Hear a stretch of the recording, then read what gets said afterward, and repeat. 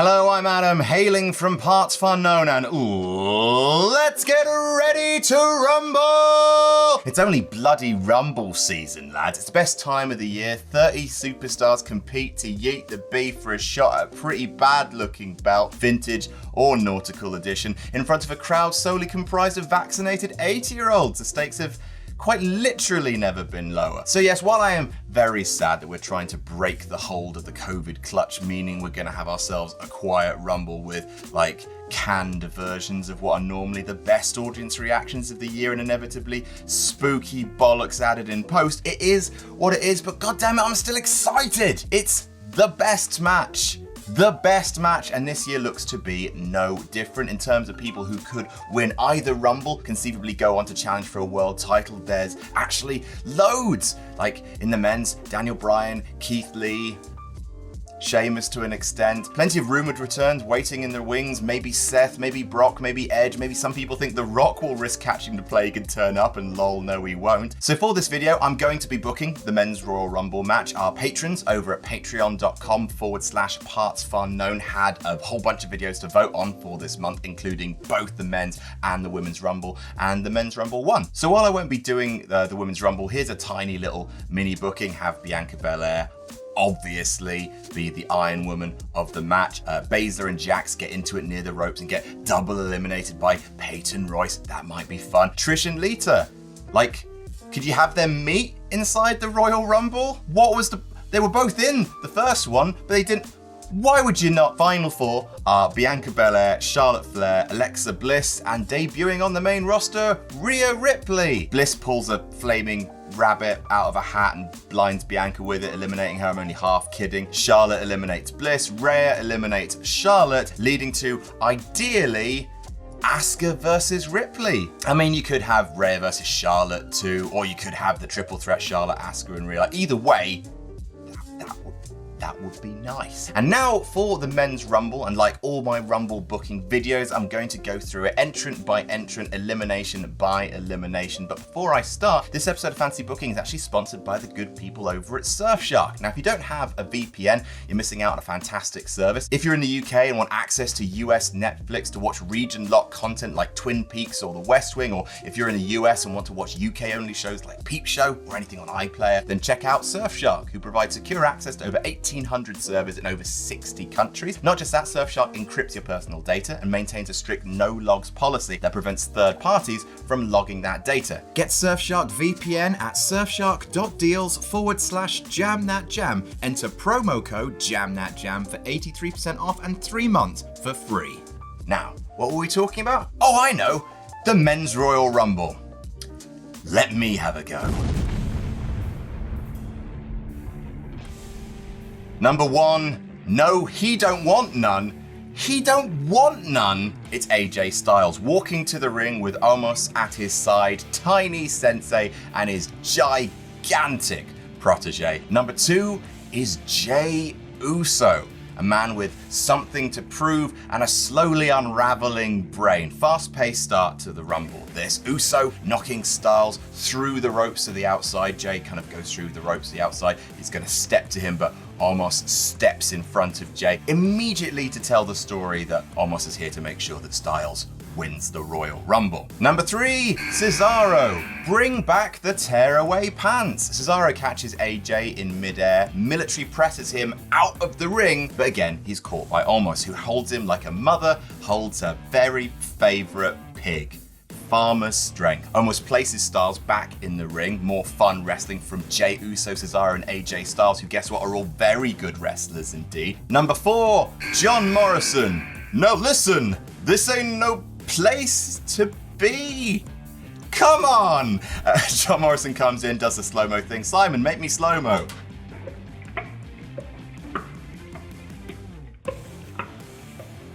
And he just starts kicking pricks in the head. He jumps up to do Starship Pain on AJ Styles, but Cesaro charges in and just hooms him out of the ring, off the turnbuckle to the outside, but John Morrison lands, catches himself on the corner of the barricade, Spider-Man style. Look, we don't have Kofi Kingston in this Rumble, he's got a broken jaw, so let's give John Morrison his whole thing back. He Spider-Man crawls across the barricade to the announce table, jumps on the announce table, sneaks up behind Almost, and then jumps on his shoulders, up onto the ropes, springboards back into the ring. Almost just doesn't move throughout the entirety of this, just like, Like, honestly, if I can go throughout most of this booking without Almost really moving, that would be great. He's just there to catch AJ Styles and place him on the apron like a good pig. Number 5, Daniel Bryan. Now, I just really want to have a bit of the Rumble where it's just all good wrestlers, and it's like an intercontinental title wonderland. Number 6 is Nakamura. Freshly minted babyface Nakamura with his old song, Hooray, but also no fans to sing it off.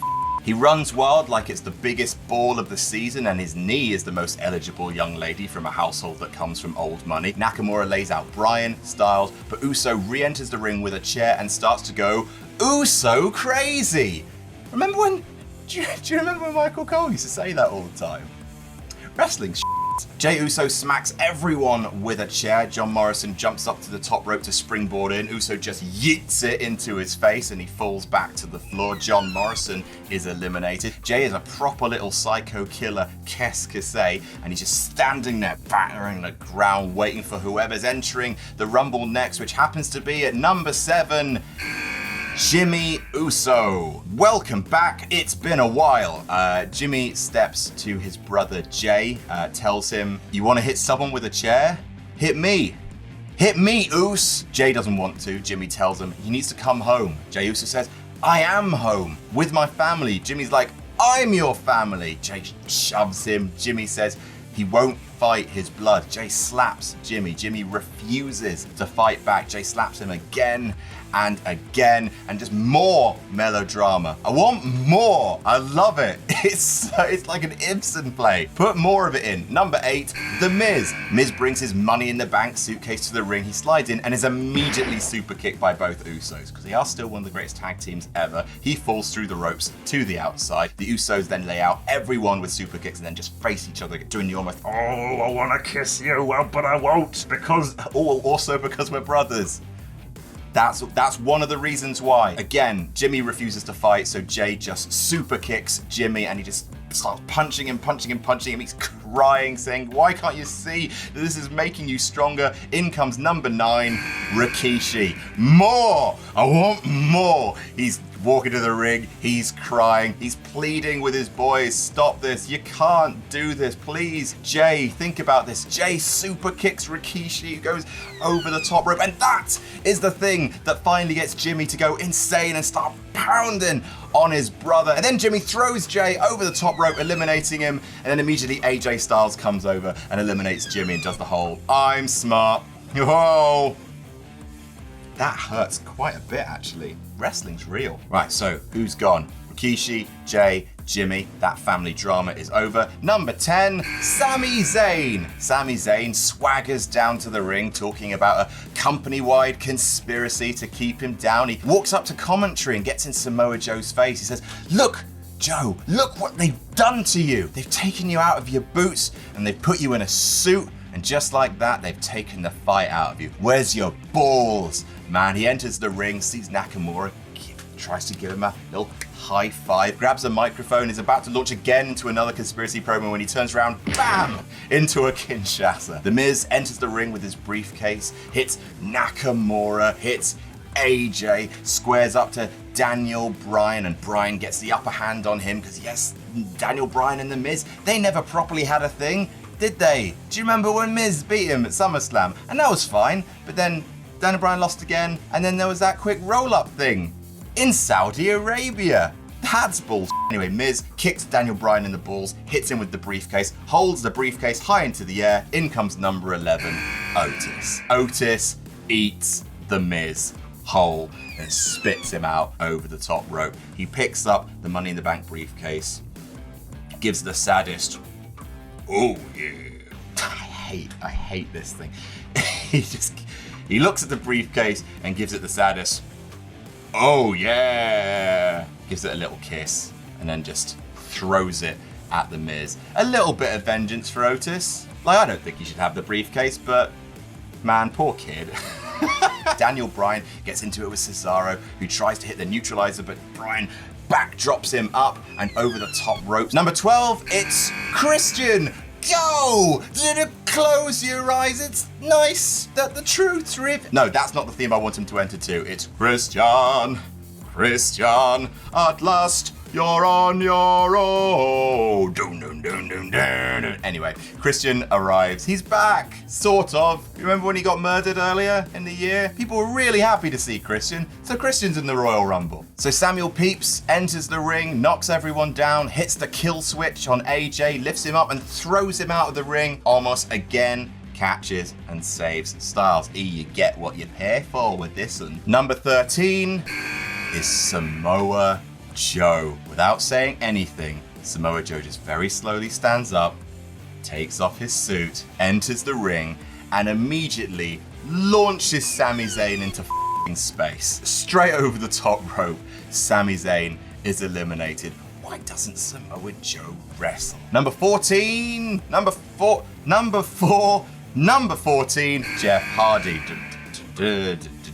He hugs Christian, proper old school reunion. Hits a twist of fate on Christian, obviously, because it's the Hardy Boys at Edge and Christian. Hits a twist of fate on Daniel Bryan. Nakamura does the kind of backwards cuddle over the head thing, and he's setting up for the Kinshasa, but then boom! Samoa Joe just appears from out of nowhere and just clotheslines Nakamura over the top rope, eliminating him, because there's nothing more, even as a babyface, that Samoa Joe loves more than in Shinsuke Nakamura's cereal. Number 15, Randy Orton. Oh good, Smokey the Bear's arch nemesis. He wears lucha on his head. It's stupidly masked, ketchup-nosed Randall Keith Orton's non-union Mexican equivalent. Comes to the ring in his stupid mask and then uses pyromaniacal rage to eliminate Otis, snatch Jeff Hardy out of midair, whisper in the wind into an RKO. He throws Jeff over the top rope, eliminated, hoofs Christian in the dick and eliminates him too. However, he then has dark thoughts. They talk to him. Understand. He goes out, brings Christian back into the ring, puts a chair under his head, and he goes to hit him with one more concerto when in comes number 16. It's Edge. Edge returns in his second consecutive Royal Rumble. He spears Orton. AJ, having flashback to last year's shoulder adventure, gets the f*** out of the ring. Edge and Christian reunite in the ring. They had Christian on telly and Edge wasn't there. They combine to throw Orton out of the ring, and then Edge, one more hug, and then he goes to leave, does Christian, when Edge stops him saying, for one more time, for the benefit of those with flash photography, which is no one, because there's no crowds, and I've made myself sad again. Number 17, Baron Corbin. He's here. Feels like he's always going to be here. He hits the end of days on Daniel Bryan, on Samoa Joe, goes on a bit of a tear until out comes number 18, Damian Priest. Damian Priest and Baron Corbin do the sort of Spider-Man pointing meme. Corbin stares at the man who inherited his mantle of lone wolf of NXT, and distracted by the dark backward and abysm of time, Damian Priest eliminates Baron Corbin. Suddenly, from the back, Orton, still wearing his mask, but this time wearing backstage gear, hoodie, sweatpants, runs into the ring. He RKOs Edge, throws him through the ropes, and he's beating him up on the outside. The clock starts to count down from 10. It goes all the way to 0. The buzzer goes, but then nothing happens. No one enters. Everyone at home's like, what's up with that? Orton is too distracted by snake rage. He pulls up the padding on the outside, revealing the concrete. He drapes Edge over the barricade. He's just about to give him the draping DDT onto the concrete when all the lights start to go out and wisps of smoke start to pour from the seams of Orton's clothes. He starts to pat himself. He rolls into the ring. He's panicking. And look, we're not going to have crowds, and they're doing the hokey bollocks. Let's give it its grand finale, shall we? Go big or go home. Randy Orton bursts into flames in the middle of the ring. Obviously a stunt double dressed in Orton's clothes, but there he is in the middle of the Royal Rumble, just flaming like the Doctor who's regenerating. He falls to the ground. People rush in with extinguishers and they just cover him with extinguisher smoke. And then finally, when that smoke clears, you see lying in the ring is the Fiend. And I mean, god damn, trying to tie off all of Randy Orton's feuds in one Rumble. Like, he's feuded with everybody this year. Anyway, number 19 is the Fiend, who now goes clown mental. He eliminates Priest, eliminates Samoa Joe. Hopefully now, because Samoa Joe has met the Fiend, he'll revert back to being, you know, a fucking wrestler. Then The Fiend and Daniel Bryan get into it. Revisiting that old feud, The Fiend hits Sister Abigail on Daniel Bryan, stands there in the ring, literal death and destruction in his wake. He looks up the ramp. Who's going to enter? Number 20, Dominic Mysterio. Oh, hello, Mr. Fiend, sir. Don't mind me. I'm only little. Dominic slowly walks to the ring like, what the though? The Fiend toys with him, cuts off all his offense, but then just when he's about to do the whole breaking Dominic's neck thing, gong. The lights go out. The lights come back up. No one has appeared. The Fiend is transfixed. He stares at the entranceway. He walks to the ropes and just looks, waiting, when suddenly Dominic drop kicks him from behind out of the ring like The Undertaker was eliminated by Maven all those years ago. The Fiend just lands on his feet, perfectly straight, and doesn't look back. He's still transfixed by the entranceway. He puts his hands to his ears. He's trying to hear it again. And without turning back, he walks up the ramp and he leaves. Number 21, Mustafa Ali. Fabulous he. Comes to the ring flanked by Retribution. I mean, it's not against the rules, so why not bring your Gimp Legion to play? All the members of the gang, Slapjack, Mace, Revengeance, Cudgel, Flathead, Crunch, Sepsis, Quaver, Sporp, Lonnie Donegan, Penny Whistle, Kinder Bueno, and El Hijo del Slapjack, they all storm the ring and start wrecking things, stamping on people, knocking everyone down, grabbing a camera, going, justice. The ring is full of this wonderful jobber stable, and number 22 is Almost. Immediately, a reaction shot from AJ Styles like, huh? Almost calmly walks up the steps, enters the ring to where all the Retribution members are, except Ali. He throws all of them out, and then while he's standing at the ropes, Styles sneaks up behind him, tries to eliminate him, but fails, and so immediately just falls to the ground. Goes, oh no, well, it wasn't me, it was him. Let's get him, fellas. And he points to another Retribution member, let's call him Beta Max. He's thrown all the way back to the house where he lives. Number 23, Keith Lee.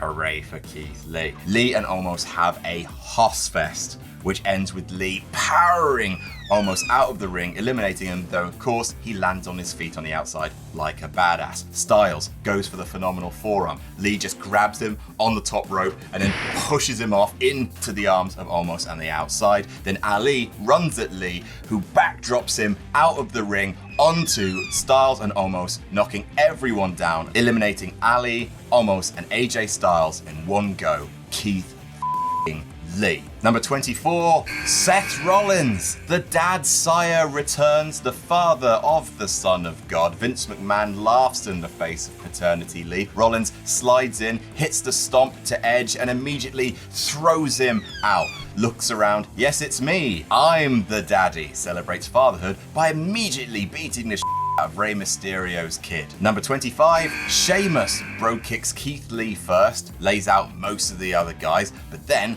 like at Survivor Series, Seth falls to his knees and offers himself to Sheamus in sacrifice. He yells, do it! Do it! But when Sheamus runs in this time, Seth pops up, turns, and throws him out. Bit of stuff with Rollins and Bryan, which Seth gets the upper hand on before he again goes after Dominic Mysterio when enters number 26. It's Rey Mysterio. It's hot dad on dad action. We call that the double dad, and you'll need to lay down credit card details to watch it. Rey and Rollins get into it before Rey and Dominic finally team up to give Rollins the double 619. Father and son team working together. Number 27, Matt Riddle, or I guess just Riddle now, like he's an elf in Zelda. Hey, welcome to Riddle's shop. What's wrong with Matt? Anyway, he kicks everyone, but Rey and Dominic team up on him. They hit double splashes. They stand and embrace when suddenly Dominic Mysterio eliminates his tiny dad. Rey just looks at him, gives the, oh, I admire your killer instinct fist bump, and then Dominic goes back to resting. Number 28 is Murphy. Seth Rollins tries to recruit Murphy to help him take down Dominic and Daniel Bryan, who's got to his feet. Murphy agrees, winks at Seth before hitting the Murphy trigger on Seth. Dominic then hits the 619 on Seth Rollins. Keith Lee scoops Rollins up for the Spirit Bomb, and Daniel Bryan eliminates Seth Rollins from one dad to another. Welcome to parenthood. Number 29, Bobby Lashley. Bobby Lashley body slams everyone. He's a big boy. He's got big boy throws. Don't worry, he's bought enough for everyone. Bryan, Murphy, Dominic, Riddle, even Keith Lee, they all eat body slams and power moves from old Bobby Lashford, which sets him up for a really nice confrontation with number 30, which would be Brock Lesnar. Brock and Lashley have a Hoss Fest, lots of Hoss Fests, which ends with Brock hooting Lashley out of the ring. Murphy gets belly to bellied out of the ring. Dominic sneaks up behind Lesnar, tries to kick him in the balls, but Lesnar just stands there and takes it, reaches into his shorts, pulls out a cup. He throws Dominic to his death. Riddle steps up to Brock. Finally, we get that little showdown. Riddle gets some kicks in for Brock, catches him, hits him with the F5, eliminates him. Brock and Daniel Bryan. Brock grabs Daniel Bryan and he immediately beats the crap out of him because he remembers how dangerous Daniel Bryan is, but when he's just about to eliminate him, in comes Keith Lee with a huge pounce, and Keith Lee and Brock Lesnar get into it one more time, and this time without Braun Strowman to come in and everything up. Keith Lee eliminates Brock Lesnar, powers him out of the ring, and livid, Lesnar pulls Lee from the ring. He then F5s Keith Lee through the announce table on the outside. He slides back into the ring, F5s Daniel Bryan in the ring. So the match within the match at the end is Keith Lee, who's in a bad way, versus Daniel Bryan, who's been in since number 5 and is in a very bad way. And every single part of me that knows about wrestling knows, yes, Keith Lee should be the one to win this. It would get him right back on track after a dodgy start on Raw. He eliminated Lesnar, so he definitely should be winning. And also him versus Drew, probably versus Lesnar as well, would be a bloody blockbuster main event. But the sentimental part of me needs Daniel Bryan to win a Royal Rumble before he retires. He says he's on his last run, that his contract might be up this year, that this is his last, potentially, Royal Rumble. And yes, it's 7 years too late. Yes, it's the one without fans, but I can't see Daniel Bryan quit as a full-time WWE wrestler without him winning the Royal Rumble. It is part of his mythos. It's part of his character. It's one of the reasons why he ascended to the WrestleMania main event in the first place, because he didn't get to be in, didn't get to win the Royal Rumble. Winning it on his last shot, that is just too nice an end to pass up. So you have a good 5 minutes of the sort of match within a match, Keith Lee versus Daniel Bryan, to see who's going to win the Royal Rumble, which should be a really nice mini match because either of them could conceivably win. Daniel Bryan goes to hit a running knee, but Keith Lee catches him into a spirit bomb. Bryan fights his way out of a big bang catastrophe, gets Lee to the ropes like proper David and Goliath, just trying to punch him on the ropes, anything, and then he runs and hits one last running knee to send Keith Lee tumbling over the top rope. Daniel Bryan wins the 2021 Men's Royal Rumble. Should he then go on to beat Roman Reigns at WrestleMania? That's a different story. So this has been my Rumble, and it's basically had sort of like 6 main little sections. The Intercontinental Dream Match Warfare at the beginning, Uso family drama, Edge, Orton, and Fiend all kind of trying to wrap each other up, Retribution takeover. Sure, why not? The Mysterio family drama, and of course the Kaiju Hoss Super Battle at the end. And this is setting up a WrestleMania consisting of the following kind of matches: The Fiend versus The Undertaker, cinematic match, because the weird, awkward little segment of old men clapping at Survivor Series cannot be the last time we see The Undertaker. Look, I know he debuted at Survivor Series. That's not his pay-per-view. WrestleMania is The Undertaker's pay-per-view, and he is going to be retired by The Fiend. God damn it. Then you have Drew versus Keith Lee versus Brock, which I think would be brilliant. Then you got Daniel Bryan versus Roman Reigns, and then you got Jimmy versus Jey Uso. Or if you don't want to do that, then you could have Jimmy join the Bloodline so that they are at their full strength for WrestleMania when Daniel Bryan faces Reigns, which is why after, he's already won the main event of WrestleMania. That's the thing with Daniel Bryan. He's never won the Rumble. So Bryan goes up against the full power of the Bloodline, and that is too much to overcome, and Roman Reigns retains at WrestleMania. And honestly, God, should he retain until WrestleMania 38? When you can finally have him run against The Rock? Like, do you keep it for that long? Maybe. He's really good as Roman, isn't he? Do you remember when we thought he was He's really good though. Anyway, that's how I would book the 2021 Men's Royal Rumble. What do you think? Did you hate it? I hope not. It's going to be a weird Rumble this year, folks, but still, it is the Rumble. Happiest time of the year and all that. So if you'd like to see more booking videos, make sure you subscribe to partsFUNknown. Head over to our Patreon, patreon.com/partsFUNknown, if you want to vote on the next fantasy booking I will be doing. Let me know who you would like to win both Rumbles below. I would really, really like Rhea Ripley to win the women's, please. And we'll see you next time. Jam that jam, everyone. Jam that jam.